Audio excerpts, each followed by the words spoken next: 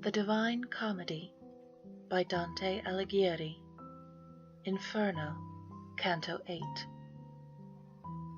I say, continuing, that long before we to the foot of that high tower had come, our eyes went upward to the summit of it, by reason of two flamelets we saw placed there, and from afar another answer them, so far that hardly could the eye attain it. And to the sea of all discernment turned, I said, What saith this? And what respondeth that other fire? And who are they that made it? And he to me, Across the turbid waves, what is expected thou canst now discern, if reek of the morass conceal it not. Cord never shot an arrow from itself that sped away athwart the air so swift, as I beheld a very little boat come o'er the water towards us at that moment, under the guidance of a single pilot, who shouted, Now art thou arrived, fell soul! Phlegyas, Phlegyas, thou criest out in vain, for this once, said my lord, thou shalt not have us longer than the passing of the slough. As he who listens to some great deceit that has been done to him and then resents it, such became Phlegyas in his gathered wrath. My guide descended down into the boat, and then he made me enter after him, and only when I entered seemed it laden. Soon as the guide and I were in the boat, the antique prow goes on its way, dividing more of the water than 'tis wont with others. While we were running through the dead canal, uprose in front of me one full of mire, and said, Who art thou that comest ere the hour? And I to him, Although I come, I stay not. But who art thou that hast become so squalid? Thou seest that I am one who weeps, he answered. And I to him, With weeping and with wailing, thou spirit maledict, do thou remain, for thee I know, though thou art all defiled. Then stretched he both his hands unto the boat, whereat my wary master thrust him back, saying, Away there with the other dogs. Thereafter with his arms he clasped my neck, he kissed my face, and said, Disdainful soul, blessed be she who bore thee in her bosom. That was an arrogant person in the world. Goodness is none that decks his memory, so likewise here his shade is furious. How many are esteemed great kings up there, who here shall be like unto swine and mire, leaving behind them horrible dispraises. And I, my master, much should I be pleased if I could see him soused into this broth before we issue forth out of the lake. And he to me, Ere unto thee the shore reveal itself, thou shalt be satisfied. Such desire 'tis meet thou shouldst enjoy.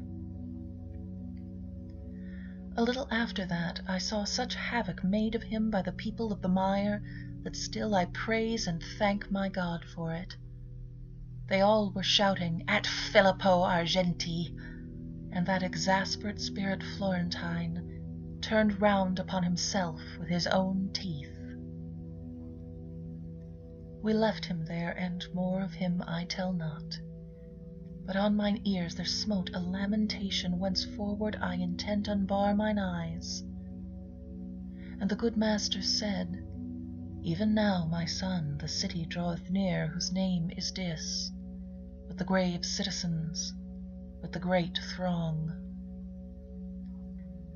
And I, its mosques already master, clearly within there in the valley I discern vermilion, as if issuing from the fire they were. And he to me, The fire eternal that kindles them within makes them look red, as thou beholdest in this nether hell. Then we arrived within the moats profound that circumvallate that disconsolate city. The walls appeared to me to be of iron. Not without making first a circuit wide, we came unto a place where loud the pilot cried out to us, Debark, here is the entrance. More than 1,000 at the gates I saw out of the heavens rained down, who angrily were saying, "Who is this that without death goes through the kingdom of the people dead?" And my sagacious master made a sign of wishing secretly to speak with them. A little then they quelled their great disdain, and said, "Come thou alone, and he be gone who has so boldly entered these dominions. Let him return alone by his mad road. Try if he can, for thou shalt here remain who hast escorted him through such dark regions." Think, reader, if I was discomforted at utterance of the accursed words, for never to return here I believed. O my dear guide, who more than 7 times hast rendered me security, and drawn me from imminent peril that before me stood, do not desert me, said I, thus undone, and if going farther be denied us, let us retrace our steps together swiftly. And that Lord, who had led me thitherward, said unto me, Fear not, because our passage none can take from us. It by such is given. But here await me, and thy weary spirit comfort and nourish with a better hope. For in this nether world I will not leave thee. So onward goes, and there abandons me my father sweet, and I remain in doubt, for no and yes within my head contend. I could not hear what he proposed to them, but with them there he did not linger long, ere each within in rivalry ran back. They closed the portals, those our adversaries, on my lord's breast, who had remained without, and turned to me with footsteps far between. His eyes cast down, his forehead shorn had he of all its boldness, and he said with sighs, Who has denied to me the dolesome houses?